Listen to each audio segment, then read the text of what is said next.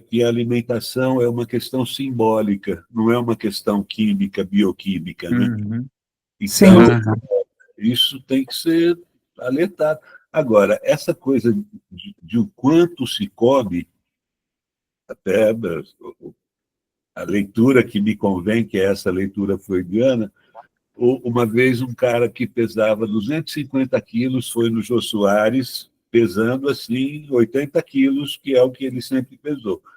Aí o Jô pergunta para ele, mas o que é isso? Ele fala assim, Jô, no final das contas, eu não sabia se o prazer maior era me alimentar ou eliminar o que eu comia. Uma questão anal deliciosa aí também, né? Sim, sim. É. O simbolismo, né, disso, né? Sim. E o mesmo prazer de comer é o prazer de eliminar também, né, cara? Vamos nos alertar para isso, né? Sim. Pessoal, eu vou fazer um adendo agora também, já que a gente está nesse assunto. É muito legal vocês terem falado disso, porque minha avó, por exemplo, ela é diabética, ela faz hemodiálise 3 vezes por semana, ela já tá velhinha e tal, e a gente acaba sempre, né? Alguém da minha família fala, ah, não pode dar doce para ela, ah, não pode dar doce para ela. Ela fala assim, gente, se eu não comer doce, eu vou morrer na hora.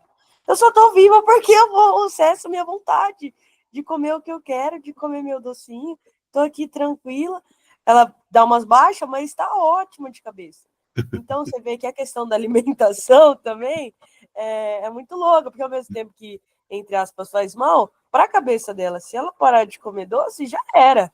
Então, é engraçado até vocês terem comentado que eu lembrei disso. Uhum. Sim, é disso que eu estou falando. Ou morrer ou viver em desequilíbrio, né? É, o prazer, Então né, da vamos vida viver dela, em né? desequilíbrio. Pô, exatamente. É o prazer, deixa ela, então, fazer o quê?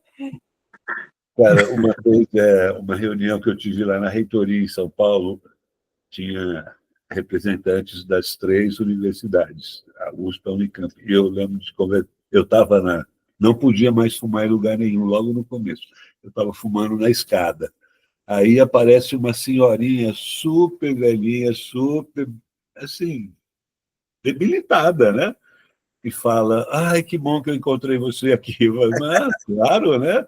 Aí ela falou, olha, você sabe que eu fumo isso, mas eu tenho consentimento do meu cardiologista para fumar, porque ele fala que se eu tiver que parar, eu vou ficar tão louca que é capaz de eu ter um revertério qualquer de coração, né? Então, isso vale para tudo na vida, né, pessoas? Eu acho que... não, vejam se não tem uma pretensão da nossa parte ao dizer para as pessoas façam assim, né? Diminuam a carne, não comam determinadas coisas, que nem a cardiologista lá fez comigo, né? Cara, como é que eu vou explicar para essa mulher que não é assim que a gente faz quando a gente quer algum tipo de mudança de comportamento, né? Que esse lugar ele já instala imediatamente um lugar oposto, que é aquele, se eu fizer o que ela quer, eu me apago. Como é que eu levo a minha vida sem me fazer presente, né? Então, sei lá, estou pensando seriamente em preparar o texto para entregar lá na cardiologia do ICA da FAMEP, né? Porque, cara, eu entendo a posição deles, eu acho que não deve fazer bem, mas não se fala assim com as pessoas se a gente quiser obter uma mudança de comportamento, né? É de dentro para fora, né? Claro, sim.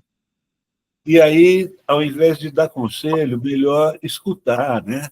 A tara do cara pela carne, né? Ai, já faz tempo que a minha já passou, né? Carne é um pedacinho da refeição, mas já houve tempo em que, enfim, né? Era uma... Enfim. E enfim, eu acho que passa para caramba pelo excesso, né? Coma o que você sentir vontade, mas não coma muito, né?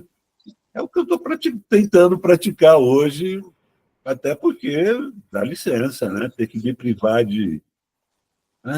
E eu nem sou tarado por nada, assim, né? Eu gosto mesmo é de arroz, feijão, bife, salada, né? Mas tem hora que me pega, nossa, um chocolatismo, tudo, né? Uma macarronice, né?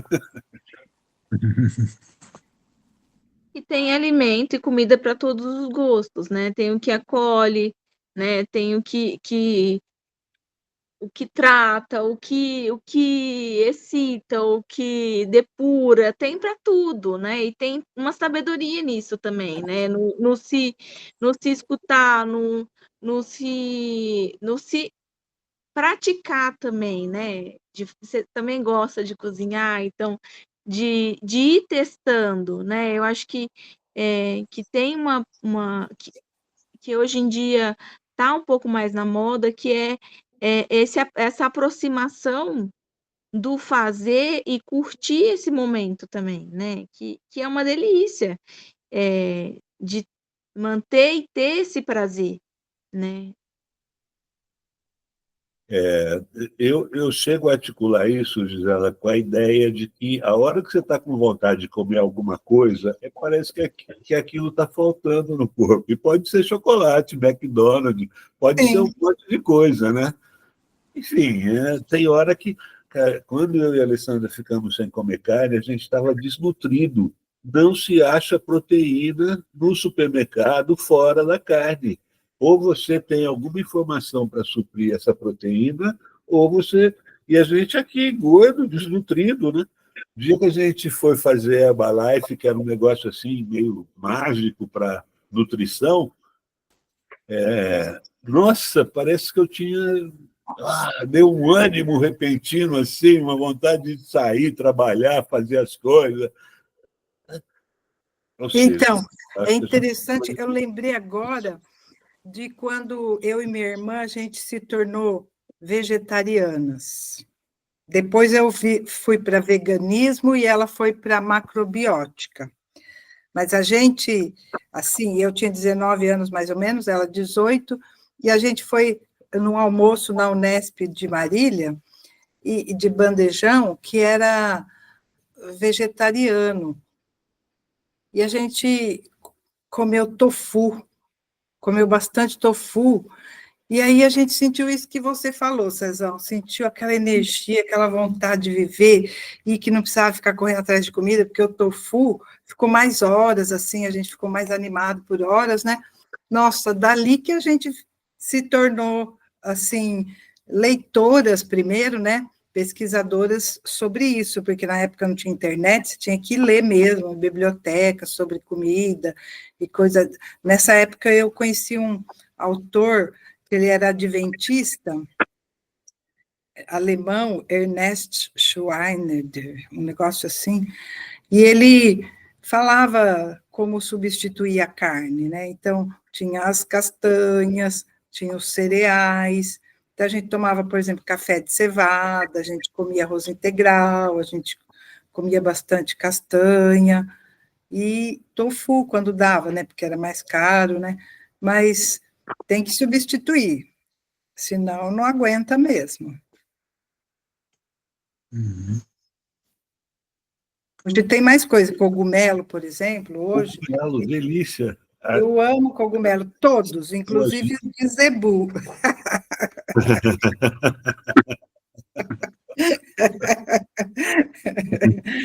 Cogumelo satisfaz nossas necessidades de proteína e também de imaginação. Mas, por exemplo, tofu ou cogumelo, você precisa comer 300 gramas por dia, que nem o que seria da proteína da carne, né? Cara, não é fácil 300 gramas de É verdade. cogumelo ou de tofu, né? É muito, É muito, é muito. Uhum. Mas tem outras proteínas também, né, que você encontra em vegetais, né? Sementes, né? O tahine. Sim, a lentilha, o, né, Tem aquele que a alguém gente aí? A Leda quer falar, parece. fala, Leda. Liga o microfone, Leda, por favor. Dá um toque na tela e vai aparecer o microfoninho, você dá um toque no microfoninho. Conseguiu? Acho que ela não está querendo. A Silvana também levantou a mão. Silvana, vamos lá, Silvana, por favor. Bem-vinda. Oi, pessoal, boa noite. Eu vou para um Boa lugar mais noite. claro aqui para poder abrir a câmera, apesar que eu nem sei com que cara eu tô, porque eu tô numa peleja aqui, mas enfim. Eu resolvi entrar numa fase do faça você mesmo e comecei a mexer com um monte de coisa, aquelas coisas que você vê vídeo na internet e é tudo tão simples e tão fácil, né? E aí eu descobri que não tem nada simples e nada fácil, é tudo muito trabalhoso, é tudo bem complicado, e eu vou começar a ser a influencer do desastre, porque eu vou mostrar tudo que não dá certo quando você acha que você vai fazer coisas incríveis com uma lixa, uma furadeira e pallet, enfim. Mas assim, eu pedi para falar, porque eu fiquei bastante atraída pela ideia da live, dessa questão do resgate mesmo da nossa humanidade aí, pensando na questão da alimentação, né. Eu tenho, algumas restrições alimentares, umas são ideológicas, outras, por questões mesmo de saúde, né, recentemente eu precisei mudar minha alimentação de forma considerável e para mim isso sempre foi tranquilo, né, eu tenho realmente muito prazer em comer, mas eu como de tudo, então, tirar uma coisa e compensar com outras, aí para mim sempre foi um exercício fácil. Apesar que em algum momento você fala: "Nossa, podia comer aquilo", não, mas não posso porque não vai bater bem, então deixa para lá e eu sigo em frente numa boa. Sempre tive essa resignação aí na alimentação, porque realmente eu tenho prazer em comer muita coisa. Então, tirar algumas não me deixa, assim, num estado emocional crítico não. E eu achei bacana essa história né, de falar, assim, da questão, principalmente das memórias afetivas a partir da alimentação, porque, eu mudei recentemente, né, eu estou morando numa chácara e hoje, mais cedo, mexendo aqui com os benditos dos pallets, eu vi uma coisa, assim, muito legal e eu estava, pensando, né, no que significa, porque é uma região que tem, assim, tem bastante criança, e as crianças andam de bicicleta na rua. As crianças brincam de pique, elas se escondem, elas, ficam armando aí, fazendo, aquelas coisas: "Ah, onde eles estão? Eles estão ali esperando a gente passar", e eu ouvindo essas crianças conversando na rua, porque como é uma região de pouco movimento, você escuta tudo, assim, conversa muito distante, a gente ouve, né. E e eu fiquei ouvindo essas crianças brincando e pensando: "Cara", eu me vi, assim, meio na cena de Bacurau, sabe, aquela coisa daquela cidadezinha no fim do mundo lá, que a alegria das crianças é ficar correndo e gritando em bando. Eh, e aí eu lembrei da live, até por conta disso eu falei: "Cara, tem a live, né", porque a gente perdeu tanta coisa, né, e quando eu vi a chamada da live, né, falando da questão dessa afetividade, dos momentos que a gente compartilhava, que a gente tinha ali, né, em família ou entre amigos, né, aquele momento, gostoso do preparar o alimento, de sentar e alimentar junto, e como que essas coisas se perderam, porque a gente não tem mais tempo para nada, né, a gente está tão ocupado com tanta coisa e no fim não faz nada, não entrega nada nem para o mundo, nem para ninguém, acaba vivendo uma vida tão, eh, voltada só para a gente mesmo, na verdade é isso, né, a gente entrou numa era, assim, da individualização total e absoluta, né, as pessoas estão não por acaso os jovens ficam, encerrados ali num celular ou na tela de um computador, nessa coisa absolutamente individualista. E assim tem sido em tudo, né? Em todos, a gente está sendo empurrado, né, para essa postura individualista, né? Eu cuidando de mim, dos meus interesses, das minhas vontades e então, enfim, né? Tudo isso, assim, falei esse tanto de coisa para dizer que o que me atraiu para essa conversa hoje foi essa perspectiva, né, de encontrar pessoas que também tenham, esse desejo de cultivar isso, né, que é tão bom, né, estar com gente é tão bom, né, tem hora que é horrível, né, que você tem vontade de esganar algumas pessoas, mas até ter a possibilidade de sentir o desejo de esganar alguém que está te matando de raiva ali por alguma coisa, é bom. Ruim é não ter isso, né, ruim é estar nesse isolamento, perceber que o mundo está, né, cada vez mais, caminhando, né, para esses isolamentos.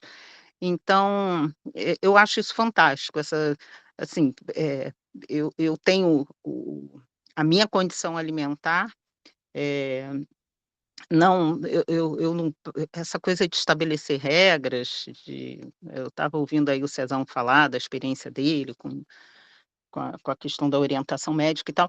Realmente, bom, médico é isso, né, ele está ali para, meio que determinar para você: "Faça assim, faça assado, assim vai dar certo, assim", não necessariamente vai dar certo mesmo, ouvem muito pouco mesmo, né, médico, tem um pouco essa sensação de que tem o entendimento de tudo, sobre todos, né, então, eh, ouvem pouco, se ouvissem mais, talvez acertassem mais também. Mas, de qualquer maneira, assim, eu não tenho regras, né, tanto que a minha alimentação, aquilo que eu optei para mim, eu nunca impus para minha família, meus filhos se alimentavam. Algumas coisas eu dou uns toques, tipo: "Ah, isso aí não é tão bom, isso aí não é tão saudável", mas assim, adultos, todos adultos, né, conscientes e das suas escolhas também. Então eu nunca impus e nem fico fazendo julgamentos. Eu adoto para mim o que é bom para mim e sigo minha vida. Eh, Compartilho minhas boas experiências, mas é isso. Mas acho muito legal essa perspectiva aí, né, da gente, recuperar essas relações de afeto no ato de preparar e de se alimentar, né.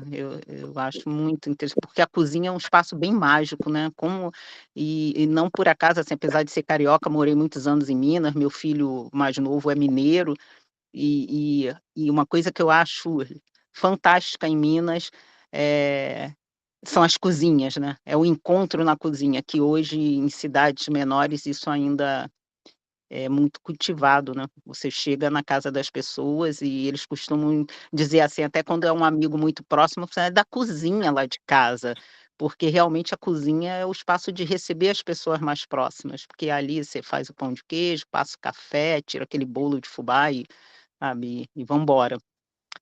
Então é isso, era isso que eu queria Fica em compartilhar. volta do fogão de lenha. O Principalmente a região que eu frequento, né, que é bem friazinha, o fogão de lenha é o ponto alto, assim, né, preparar ali o alimento no calorzinho do fogão de lenha.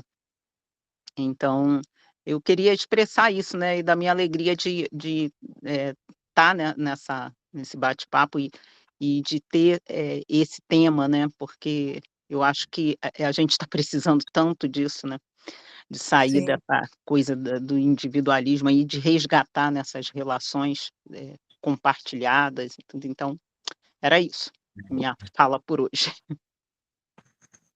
Obrigado, Silvana. Pessoal, a gente está em presença de uma pessoa, Gisela, que o slogan é assim: